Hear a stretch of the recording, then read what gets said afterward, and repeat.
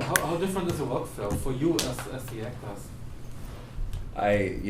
This is the beauty of mocap, is that we can shoot a huge action sequence in literally 3 to 5 minutes, as opposed to, like you said, who was it that said, it's the acting I do for free, it's the waiting around they pay me for.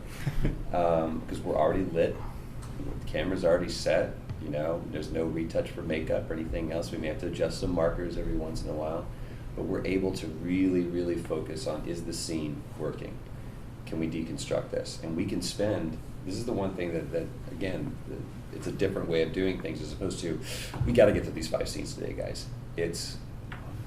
Let's camp on this one small scene and make sure that it's right. And we get to come back, and there's been several scenes we've come back and gone, let's change this up. Even the thing that we did for the trailer, you saw, that changed. We would change it on the fly. Yeah. I mean, that's the thing, is like we never try to get married to any one idea or any concept or anything we've already rendered.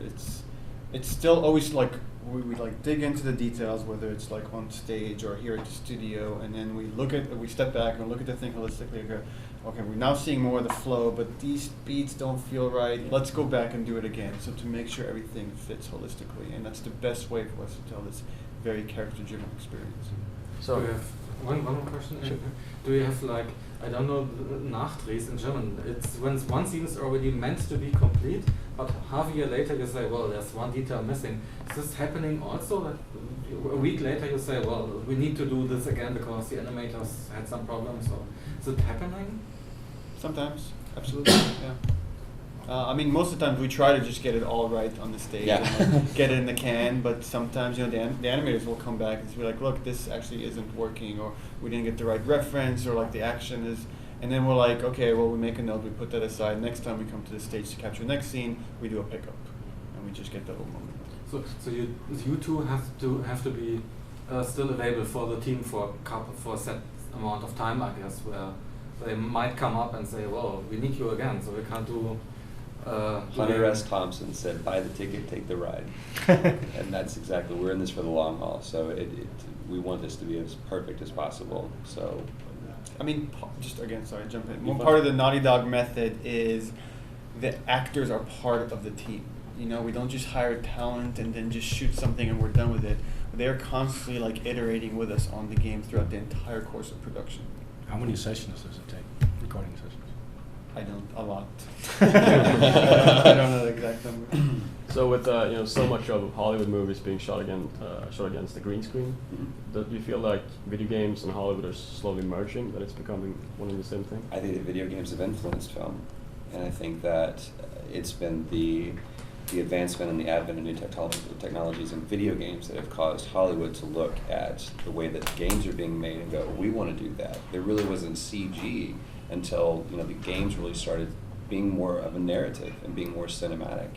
And I still think that you look at Avatar. Avatar was done brilliantly, but that was a $500 million movie, and the amount of story and effects and textures and environments that we're being able to get. I mean, games are driving that, and especially with something like this, which has really, really never been done before. And it's so funny because people think they have a handle. I've already seen online people this is going to be this kind of game. This. You have no idea what this game's about. And it really is. It's not just PR bullshit. It's the truth. There's never been a game that is this character-driven and this story-driven with the kind of gameplay and mechanics that they have. And I think that it's actually going to be, I want Hollywood to have to step up to us, not us to try to meet what Hollywood's doing. I think we're a step above. Yeah, I guess you already answered the question, but is the main goal there for you guys as well as the developers to make first great zombie survival game, not just a zombie survival game? Yes, but the way we think of it is we want to make just an incredible character-driven game. Yeah. The zombies are really an afterthought. They're just there to create the tension for the characters. Mm-hmm. But the more interesting thing for us is the characters having to make hard choices, which really define who they are. So is it more inspired by The Road from Cormac McCarthy because it looks like the setting just a girl instead of a boy? So There's been yes, Cormac McCarthy is a big inspiration from The Road. No Country for Old Men has been a big inspiration for us. There's actually dozens. Like we talked about the book City of Thieves, which is a book about World War II and two survivors like living through a city that's under martial law.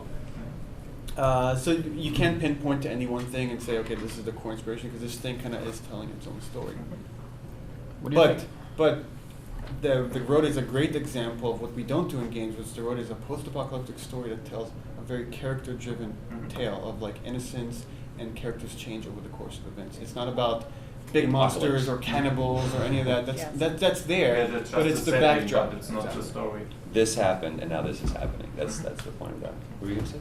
What do you think is the most common reason for when voice acting fails, when it doesn't work in games? I think a lot of it is because people don't understand the medium in which they're trying to operate.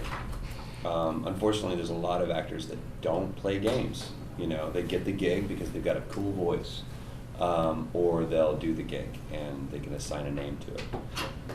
You have to understand the world in which you're operating, because otherwise, how do you do that? I don't understand how you do that. I don't understand how you have the skill set and mechanics to do that. And some people do it very, very well. But I think a lot of it has to do with the writing. There's been several games that, it's, hey, you know how to put words together in a sentence, you write the game. And then everyone else is worrying about building huge set pieces and making sure that everything blows up right, as opposed to really focusing on the fact that we're trying to tell a story. And then you get actors that are in there that will act against nothing else, just by yourself. Well, what's the context? Read the line. That's all we need you to just read that line. So there's several different ways to do it. There's only one appropriate way for each game to do it. Some games it may work great, other games it doesn't work at all. But I think, I don't want to cite examples, there's a specific game in my mind that I think the concept, the story, the characters, everything were awesome. The execution failed miserably because it was probably the most abhorrent, atrocious voice acting I've ever heard in my life. I'm curious. I know you are. And, Don't do it. I won't. And I respect the developer and I respect the game, and I was so excited to play the game, but honestly, I stopped playing because the voice acting was so terrible. I'm biased, obviously. I'm gonna look at it under a microscope and go, I would redub the game for free. But it's a lot of it is because people didn't understand, or it wasn't their natural habitat to be doing that. And I think it's going to cause people to step up as an actor, to go, if we want to do this, this isn't a joke, this isn't Kittyland, this takes a serious skill set to be able to pull off. Are you even thinking about doing a localization of the game for other countries? Because you're supposed to fuck it up.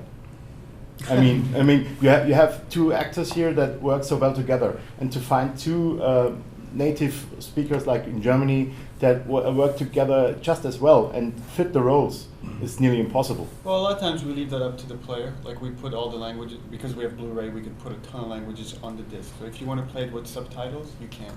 If you want the dubbed version, we leave it up to each territory to kind of find their own actors, because I wouldn't know how to find German actors. I have no idea. Yeah, but you're trying to actually get it right.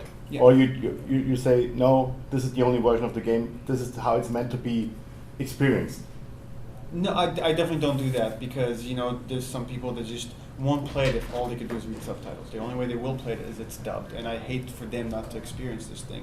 I can't go to Germany in every country and try to find the actors and direct there and make sure that that's up to the directors of everybody they hire in those territories.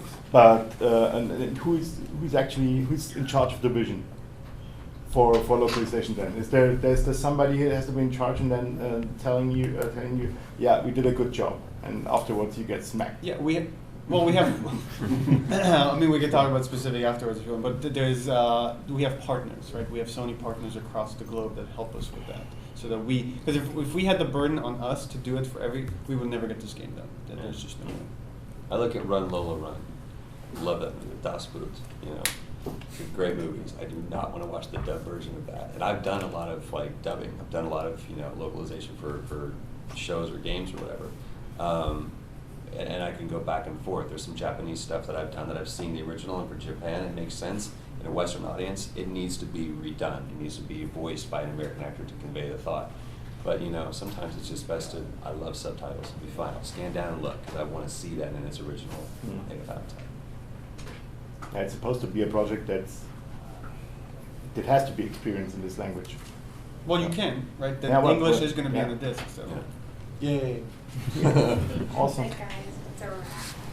All right. All right. Thank you guys so much. Thank you. Thank you.